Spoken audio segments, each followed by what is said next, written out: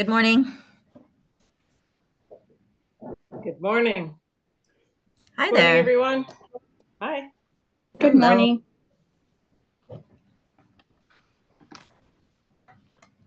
Gallery. Now we can see all of you. Okay, everyone, it's 9:30. Let's call the Council School Board Liaison Committee meeting to order. It's Wednesday, January 31st, 9:30 a.m. Do we have a motion to adopt the agenda? Any additions or deletions? Trustee Sargent, moving. Second.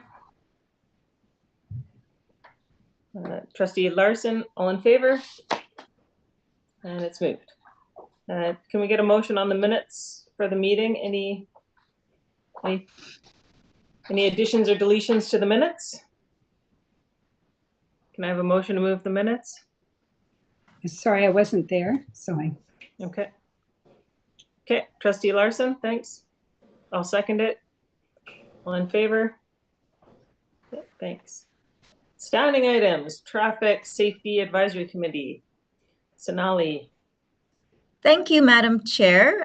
Since our last meeting, I do have an update, a couple of highlights from the Traffic Safety Advisory Committee meeting that took place in November of last year. The first update came to us from ICBC, who advised of activities related to their pedestrian safety campaign. That ran from October to November last year. And in Richmond, there were several activities and outreach events that took place. And those were coordinated with RCMP and other organizations. These efforts really make an impact. And ICBC tells us that the data that they see is that nearly half of the crashes involving pedestrians happen between October and January due to poor visibility and as the weather worsens. So the safety campaign includes a lot of education that is directed to both drivers and pedestrians to help raise awareness for everyone about how to make pedestrians on the roadway more safe. And they also distribute a lot of apparatus and in ways that pedestrians can help illuminate themselves when they're out on the street. So it's a big effort that they do, and it does help with the ultimate goal of making everybody, especially the more vulnerable users, more safe on our roadways. And for the second update, that one's related to a city program. It's about a petition and response to a petition that we received regarding a traffic calming request from residents on 2nd Avenue in Steveston. So this is the section of 2nd Avenue between Steveston Highway and Chatham Street. So focusing on that section of the roadway south of Byng Elementary. So residents have expressed concerns about vehicle speeds. So what we did is we investigated the site, did some traffic studies, developed some options of what we could do given the limited geometry of that roadway. And we held an open house to discuss those potential options for traffic calming with residents.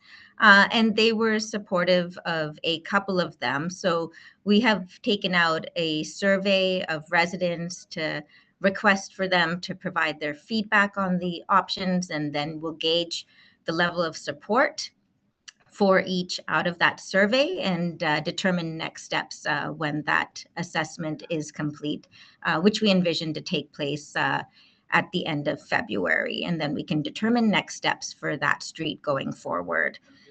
There's more details in your package in the minutes from the TSAC meeting. And that's an overview of the two key highlights that were discussed at that meeting, and happy to answer any questions. Any questions? Thank you. Okay, thank you. I have a motion to receive. Trustee Sargent, second. Trustee Larson, and all in favor? Any opposed? Thanks. Childcare update, Ms. Duggan. Thank you, Madam Chair. I'm here to provide a very brief update on the status of our new 10-year childcare strategy.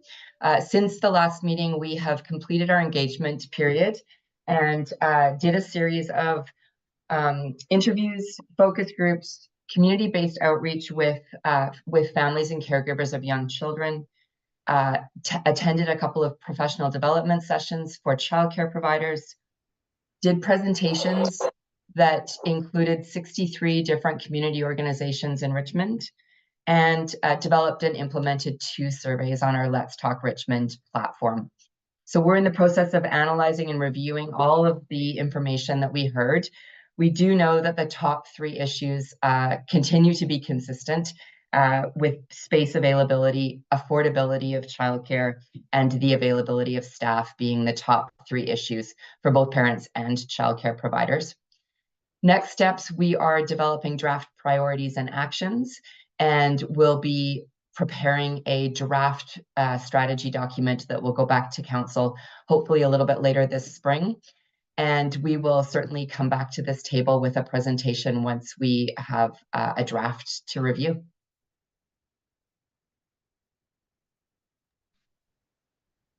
Thank you. Do we have any questions? Trustee Sargent? Yeah, thank you very much. And I'm just wondering our involvement, and since it's part of our mandate now, education and childcare, I'm just wondering our staff involvement in the surveying and the reaching out. As you know, we are working very closely with you, and so just wanted to make sure, get an update on how our staffs are involved. And then you were noting that report would come back to here, and we can share that with the board as well. So just the connections. Thank you. Through the chair to Trustee Sargent, Catherine Jewell from the school district does sit on the steering committee for this project, so has been providing us with very, very engaged support related to initiatives that are happening at the school district level. And a number of the parent engagement sessions, Ms. Jewell also facilitated so that those could take place in Strong Start programs. So not only were we engaging with school district staff, but also with parents who are accessing your programs. And the survey information was also sent to Ms. Jewell to circulate to those who it would be relevant for.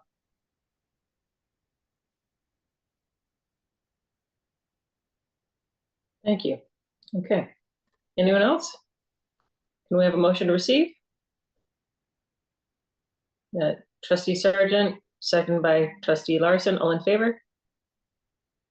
Okay, it's passed. Joint City and District Program Committee, Mr. Miller.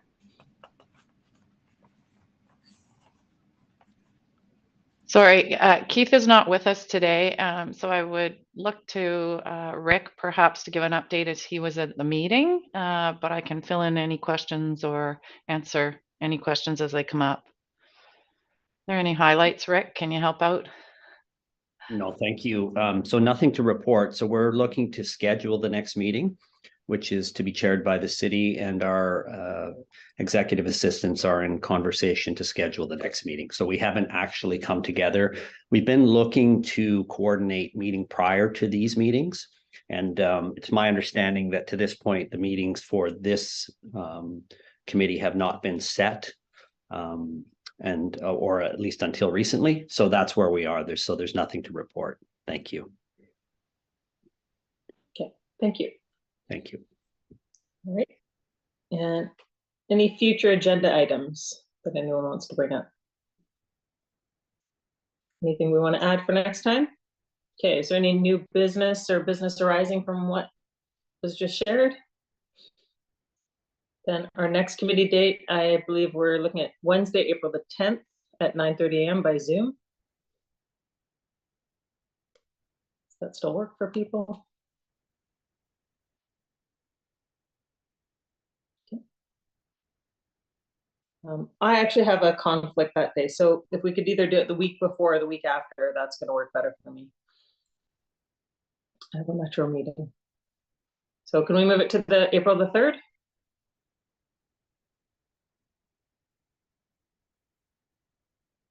Oh, Donna, look like you're speaking, but you're muted. Sorry, I was talking to myself. Okay. Yeah, in the morning works for me. Thank you. Okay, April the 3rd? Yeah. Okay, so we'll move it to April the 3rd at 9 a.m. or 9:30 a.m.